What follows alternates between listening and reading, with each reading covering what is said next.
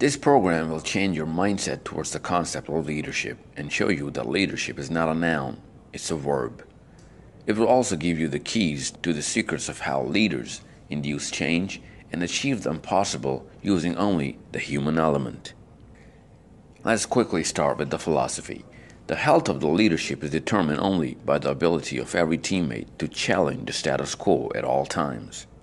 And unless we equip our teammates to ask the right questions, we cannot begin the process of defining and measuring the most powerful aspect of the human development, the leadership.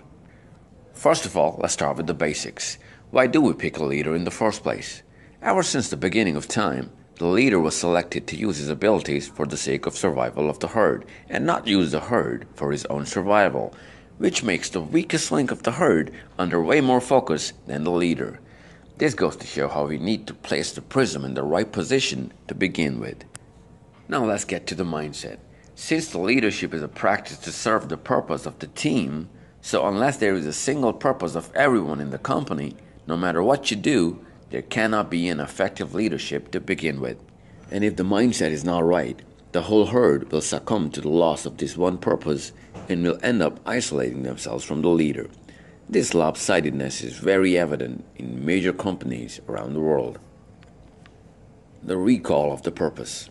Once we've established the purpose, we keep the question of why alive in the system and make it part of the culture to reflect upon small or big steps in the company. Remember, culture is the first indicator which determines the health of the leadership. And the best part is, if you can get the culture right, empowering everyone to get to the goal will happen on its own. This announcement of the purpose, or recall, is like a call in the train, telling everyone where the train is headed. This is how people in the train will keep on contributing towards getting there sooner and in better shape. Just some people coming together from 9 to 5 only form a large group, not a team. It's only the people who have the same purpose shall align themselves and contribute effectively towards getting there sooner. Once this is done with a fair amount of success, the confirmation bias of the group shall naturally oppose any resistance on their own. The clarity of purpose. Let's dig a little deeper to see how this works, since the next question after why would be how to convert leadership from a noun to a verb. The recall of the purpose is usually mishandled by poorly constructed, generic, or abstract vision statements.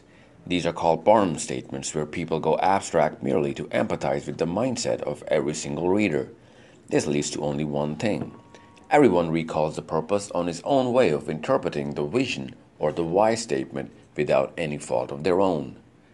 And the management, due to the curse of knowledge, cannot empathize with the people less than equipped and assume that the purpose is shared downstairs equally. A little difference in the top layers turns into a huge difference downstream due to the snowball effect. The human element. Let's go deeper still and see how and what is happening within the individual to realize the cause and effect and understand how important it is to know team dynamics. There are 5 chemicals which function just like a reactor inside everyone and are the cause of every single reaction that comes after any decision that the leader makes. This reactor can generate enough energy to achieve anything imaginable. Let's learn the codes of using this secret. Cortisol. Cortisol drives the employees with a lot more speed than any other factor. This is the hormone which plays the highest notes with the emotions than any other instrument. This is why insecurity seeps in anywhere so fast. This is also why rumor travels faster than any news. Years and years of work would fall like dominoes in seconds. Major corporations and companies plummet due to the sheer force of this single chemical. Stock markets collapse over a single fire of this bullet. Let's quickly analyze the situational leadership requirements during the outbreak of cortisol in the layers. The cause of cortisol is fear. So while you're building up pillars of the culture, you'll have to preemptively vaccinate the teammates from this as much as you can and train people to assess situations on personal basis by creating a culture where people, even if afraid of everything else, are very used to asking questions from the management. This will lead to disclosure, and if the situation is not real, it will be controlled right away. Most situations which lead to cortisol outflow are based on assumptions, and even if the situation is real and threatening, it is statistically not possible that one situation affects every single person in the team. In both scenarios, the culture of confrontation and asking what's in the mind of anyone without hesitation is the best inhibitor of cortisol flow. The byproduct is a raise in acumen of every single person, since when the culture of questioning is prevalent in the company, the management, which is recipient of the questions naturally for the sake of its own survival, equips itself to answer the questions as a reverse feedback mechanism. Through this technique, great leaders have used the Semmelweis reflex, which is the most natural tendency to reject any new evidence that contradicts a paradigm, to a better use. As an example, imagine if we were to practice the famous Welsh theory of getting the wrong people off the bus. Not only that this will cause major cognitive dissonance in all the layers, since it's an alarm and will override the recall of the purpose, but this is so far from the core of the morality of leadership that it negates why we picked the leader in the first place. Since this puts people under risk of elimination, generates a high degree of cortisol in the system, and in turn lowers the ability of everyone to perform naturally. Measuring the ability of anyone under this situation would be unfair to begin with. This causes people to start underestimating themselves, even though they are way more skilled under normal circumstances. This phenomenon is called the Dunning-Kruger effect. Oxytocin. Before we give the medicine for a cortisol-driven system, let's talk about the psychology that develops as a result of cortisol. Imagine a situation where the last man on the list would get eliminated every cycle of events. You can see how fast every single person will start to disregard the authority of leaders, and his own wisdom of survival will override the wisdom of the group, and he will bisect every single policy and manipulate the system merely to survive.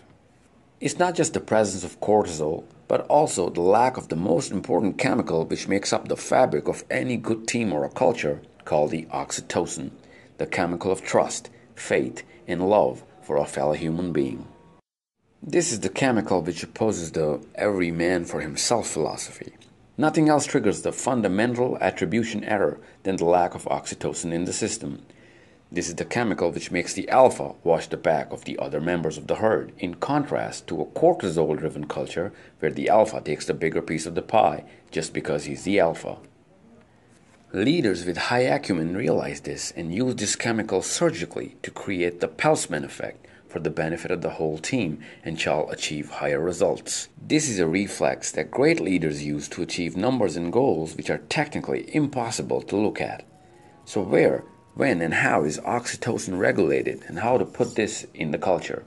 First of all, this chemical is built in the human system and is merely waiting for an act of trust, affection, or care, but mostly sacrifice to start flowing. Multiply that by every person in the team, and you turn a group of people into a high momentum team. Nothing builds the momentum of the team better than the fuel of oxytocin. Chemicals like endorphins and dopamine are selfish chemicals, and they are never released due to the performance of anyone else. And momentum makes you win bigger games. A train moving with a high momentum can easily break a 5-foot concrete wall on the track, which looks like a huge hurdle at the time, but a stationary train cannot even move even if an inch of a block is in the way. This is why great teams, when the momentum is built, they overcome big hurdles and bottlenecks merely on the basis of momentum. The purpose of dopamine is to make sure we get things done. Dopamine. The purpose of dopamine is to make sure we get things done. It helps people to go get the targets met. This is where you generate focus of everyone on the goal. This is why we break up the roads to achieving our purpose into realistic, measurable, and actionable milestones. This keeps the dopamine flowing. However, if you cannot make them realistic and measurable, this would not generate dopamine, and it just wouldn't work. The goals have to be tangible and visible at all times, since we are very visually oriented animals, and if we don't see it, we won't work half as hard to achieve it. For example, you can't get the performance of your employee high if you tell them that you get promoted if you achieve better or more. However, if you tell them that for every 20% of overachievement, you get to keep 5% of revenue, then you can see the difference in the results. This is why the abstract vision statements and generic purpose statements won't make the team work towards it, and people won't be able to make out the very definition of an achievement, hence won't really work towards it. Fatigue will come in early and would cause base-level friction against any good idea generated by anyone in the team. since lack of dopamine and endorphins will only cause the person to get tired and not go on that extra mile in order to achieve the milestone. Now multiply that by every member of the big team and you can see how less you'll be able to achieve. So make the goals visible and very clearly visible, realistic and measurable, and tangible at all times, and celebrate them within the team to regulate the flow of these two amazing chemicals. Serotonin, the healing chemical. This is where you start the process of uplifting the wounded soldiers and heal the wounds of the fallen down. The honor and pride in the team is due to this chemical alone. Recognition of a great performance will instantly heal the wounds of years of falling back. Leaders use this serotonin to trigger the endowment effect in the team, which creates instant loyalty, and tag situations, events, stories, and achievements to the individuals and teams to keep the momentum and generate effective successors. The higher the token of recognition, the more effective it is. The chemical, however, has to be used very carefully, since an overdose may isolate the individual due to an inapt culture, and an amplified recognition at the same time is going to suppress the tone of the rest of the teammates. This, mixed with oxytocin, is the only way you ought to give it out. All in all, the clarity of purpose, the recall of the purpose, the tangibility of the goals, the carefulness of the stance, which can cause an undue fear and risk, the platform of trust, and the feeling of due pride are the recipe of owning up to the responsibility of leadership.